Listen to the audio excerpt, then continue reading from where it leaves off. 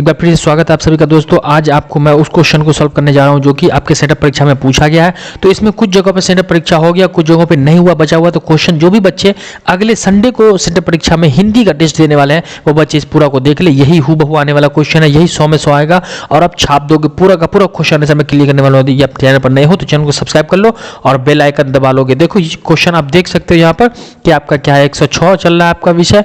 ये जो है पूरा का पूरा अभी सेटअप परीक्षा में पूछा गया। तो चलिए हम क्वेश्चन आपका क्लियर करते हैं। सबसे पहले वस्तुनिष्ठ प्रश्न कह रहा है यहाँ से। पहला सवाल आपका कह रहा है कि रमजान के कितने रोजों के बाद ईद आता है? तो 30 रोजों के बाद, 81 हो जाएगा। दूसरा कह रहा है लेखक रामवृक्ष बेनीपुरी द्वारा रचित शीर्षक पाठ में निबंध क्या है? तो रामवृक्ष बेनीपुरी द्वारा के लिखा गया क्या है आपका? वो हुनरू का जलप्रपात।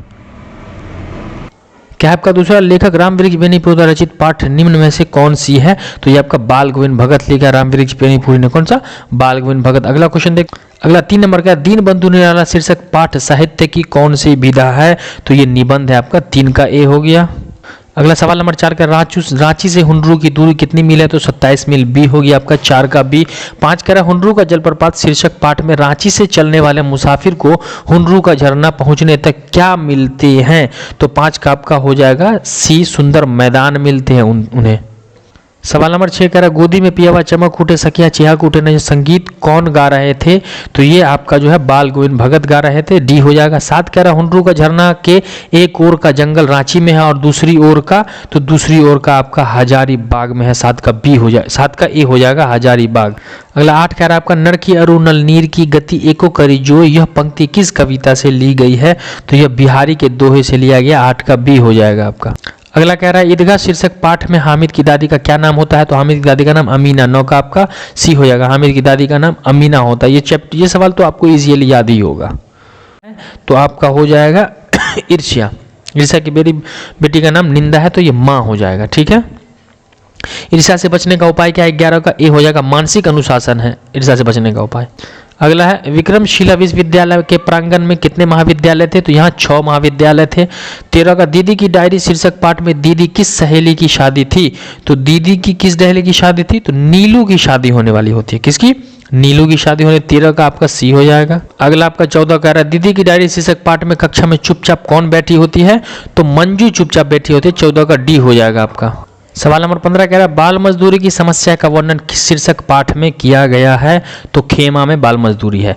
बिहार की बेटियों की असाधारण विशेषता का उद्घाटन किस शीर्षक पाठ में किया गया है? तो हौसले की उड़ान में आपका बी हो जाएगा। फटाफट आप टिक लगाते जाइए और पढ़ते जाइए, यही आपको सवाल पूछेगा। 17 कह रहा है वैद्य जी किस सवारी पर आए थे? तो वैद्य जी पालकी पर आए थे। 18 सवाल 18 कह रहे गुड़िया किस जिले की रहने वाली थी? तो गुड़िया रोहतास जिले की रहने वाली थी। अगला कह रहा है 12 पूरियां आध पाव मलाई खाने के बाद लेखक पेट बनारसी क्या खाता है? तो 6 रसगुल्ले खाता है। 19 का ए हो जाएगा आपका। उसके बाद अगला कह रहा है 20 संध्या को अब दिन ढल चला सूरज चलते हैं अस्ताचल कर में समेटे किरणों उज्ज्वल, यह पंक्ति किसके द्वारा लिखी गई है? तो ये आपको गोपाल सिंह नेपाल यानी पीपल से लिया गया है। 21 का कह रहा है बाल गोविंद भगत की संगीत साधना का चरम उत्कर्ष किस दिन देखा गया? तो जिस दिन उनका बेटा मर गया, सी हो जाएगा, बेटे की मृत्यु के दिन। अगला सवाल कह रहा है आपका सब जगह सब काल में कौन फूले फले हैं? तो कर्मवीर व्यक्ति जो है सब जगह सब काल में फूले फले हैं। अगला सवाल आपका विभव शब्द का अर्थ क्या होता है? तो ऐश्वर्य दौलत हो जाता है। किसके बगैर व्यक्ति बड़ा नहीं बन सकता? तो गुण के बगैर कोई भी व्यक्ति बड़ा नहीं। 24 का बी हो जाएगा। 25 कह रहा है आपका 25 नंबर सवाल इच्छा पूर्ति करने वाली काल्पनिक पेड़ क्या कहलाती है? कल्पतरु, सी हो जाएगा। 26 खुशबू रस त्याग शीर्षक कविता में किस लघु उद्योग की बात कही गई है? तो अगरबत्ती बनाने की, खुशबू रस में अगरबत्ती बनाने की बात की। 26 का डी हो जाएगा। अगला सवाल 27 महाराष्ट्र कुल देवी उसकी भी आराध्य भवानी थी, यह पंक्ति किस शीर्षक से लिखी है? तो झांसी की रानी। 27 का ए हो जाएगा आपका। अगला सवाल जिसमें ईश्वर के निराकार स्वरूप की आराधना की जाती है उसे क्या कहते हैं? तो 28 का कितना 28 नंबर सवाल है आपका। तो 28 नंबर का हो जाएगा निर्गुण भक्ति धारा।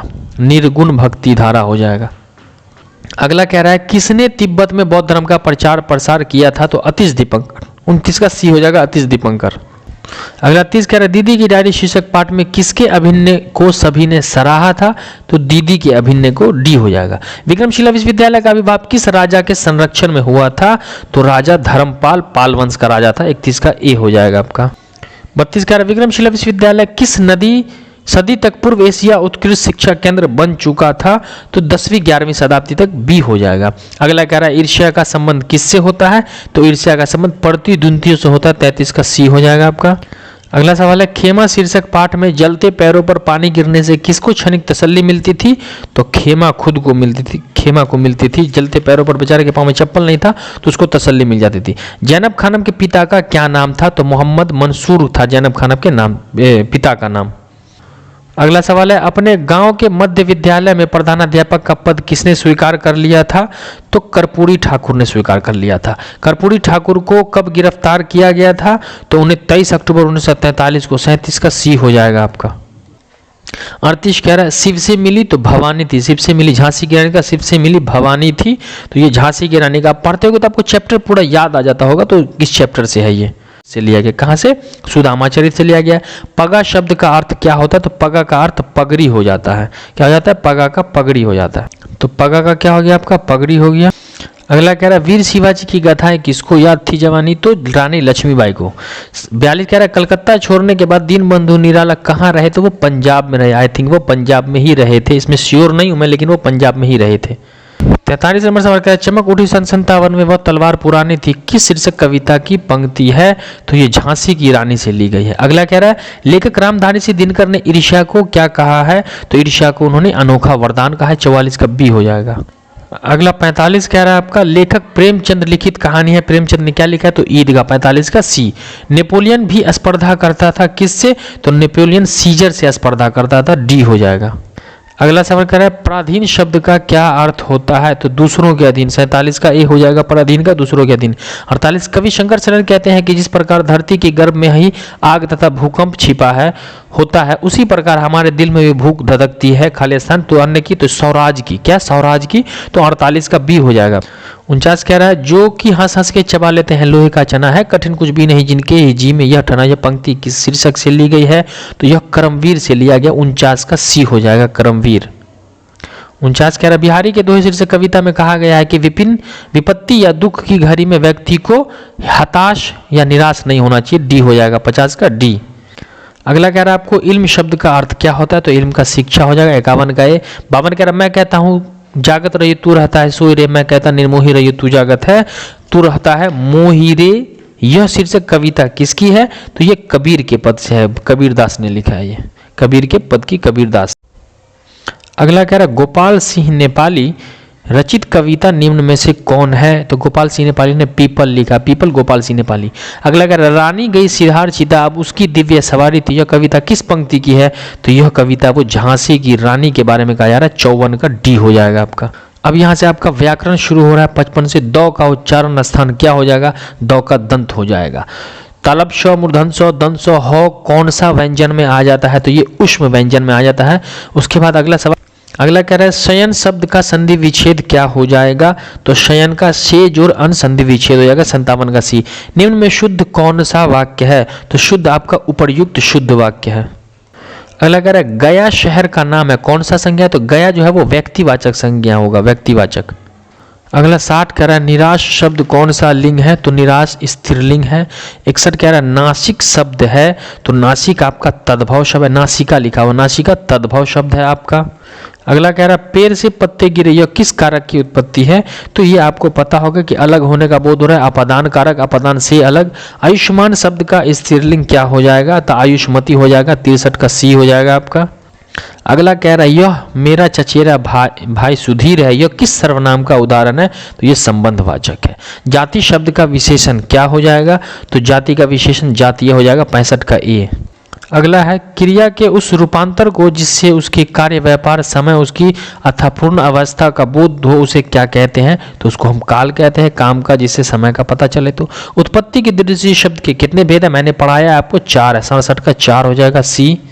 अगला सवाल कर रहा है ऐसे शब्द जो दो शब्दों के मेल से बनते हैं जिनके खंड सार्थक होते हैं क्या कहलाते हैं, तो यौगिक शब्द कहलाते हैं। संतोष शब्द का उपसर्ग क्या हो जाएगा, तो संतोष में सम हो जाएगा, अंशुकार जिस पे होता है उसको हम मौ से जोड़ देते हैं, तो संतोष का आपको पढ़ाया था मैंने, सम हो जाएगा, ए हो जाएगा 69 का। अगला आपका 70 नंबर सवाल है। 70 नंबर सवाल कह रहा है कि हंसोड़ शब्द का प्रत्यय क्या होगा, तो हंसोड़ में ओड़ हो जाएगा प्रत्यय आपका, क्या हो जाएगा, हंस जोड़ हंस जोड़ ओढ़ हंसोड़। 71 पढ़ते दिन शब्द कौन सा समास है, तो पढ़ते दिन आपका अव्ययी भाव समास है, 71 का सी हो जाएगा। उसके बाद अगला है जाता रहता था किस पदबंध का उदाहरण है, तो ये क्रिया पदबंध का है, 72 का डी हो जाएगा। अगला कह रहा है पानी बरसा किस वाक्य का उदाहरण है, तो ये सरल वाक्य है, 73 का ए हो जाएगा। निम्न में कौन वाक्य शुद्ध है, तो वे निम्न में कौन वाक्य शुद्ध, इसका हो जाएगा आपका वो शहर से सामान लाकर बेचता है। आई थिंक इस पे मुझे डाउट है, लेकिन यही होगा मेरे हिसाब से। अगला कह रहा है नौका शब्द का पर्यायवाची, तो तरनी हो जाएगा, नौका का तरनी होता है।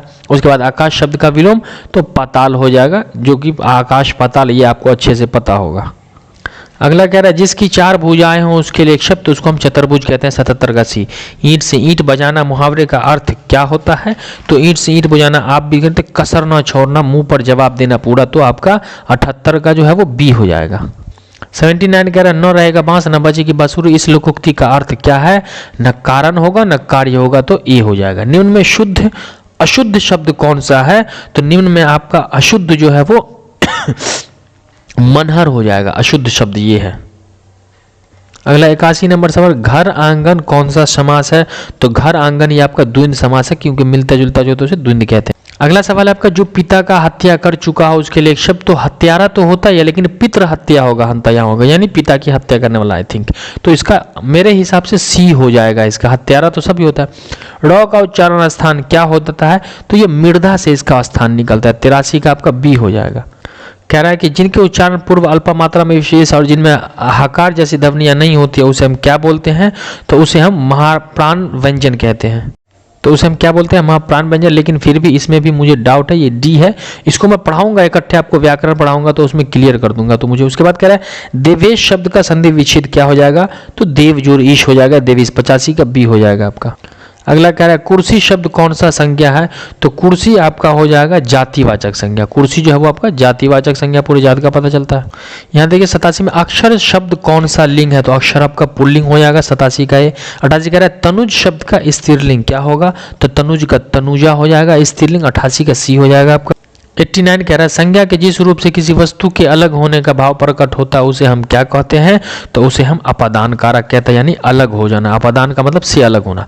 थोड़ा दूध किस विशेषण का उदाहरण है, तो थोड़ा आपको पता है कि परिमाणवाचक होता है, थोड़ा जो होता है वो परिमाणवाचक का बोध कराता है, 90 का ए हो जाएगा। 91 कह रहा है क्रिया का मूल्य क्या है, मूल्य क्या है, तो क्रिया धातु को कहते हैं, 91 का बी हो जाएगा आपका। अगला है गाय दूध देती है किस काल का है, तो गाय दूध देती है जो तो वर्तमान काल है ये, ठीक है। खीर शब्द है, तो खीर जो है आपका वो तद्भव है ना, खीर जो हो गया 93 का बी हो गया, ये तद्भव है आपका। उसके बाद कह रहा है विमुख शब्द में उपसर्ग क्या होगा, तो विमुख में आपका उपसर्ग वी हो जाएगा, वी जोड़ मुख विमुख, तो 94 का सी हो जाएगा आपका। 95 कह रहा है कर्मठ शब्द में प्रत्यय क्या होगा, तो कर्मठ में प्रत्यय जो हो जाएगा वो ठ हो जाएगा आपका। उसके बाद 96 चरण कमल कौन सा समास है, तो चरण कमल आपका कर्मधारय समास है, 96 का आपका ए हो जाएगा।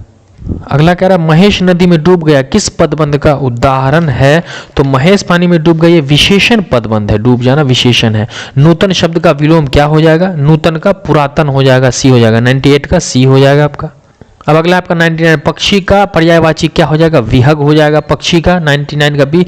गीला शब्द का विलोम क्या होगा, तो ये आप कमेंट सेक्शन में बताओगे गीला का क्या होगा, ये आप पे छोड़ते हैं हम आपके कि आप 100 का बताना है गीला का, तो गीला का विलोम आपको कमेंट सेक्शन में बताना है कि गीला का विलोम क्या होगा। और आपका यही 100% सेम डिट्टो क्वेश्चन आपका सेटअप परीक्षा में पूछेगा, जो कि पूछा गया है, तो आप A to Z को मिला रहे और एग्जाम में यही पूछेगा आपको। अगर आप चैनल पर नहीं तो चैनल को सब्सक्राइब कर लोगे, बेल आइकन भी दबा लोगे, ताकि इस प्रकार का नोटिफिकेशन आपको मिलता रहेगा। और मैट्रिक इंटर की पूरी तैयारी करिए, चैनल को सब्सक्राइब जरूर कर लें। तो इसका जवाब आप कमेंट सेक्शन में जरूर दोगे। मिलते हैं हम अगले क्लास में।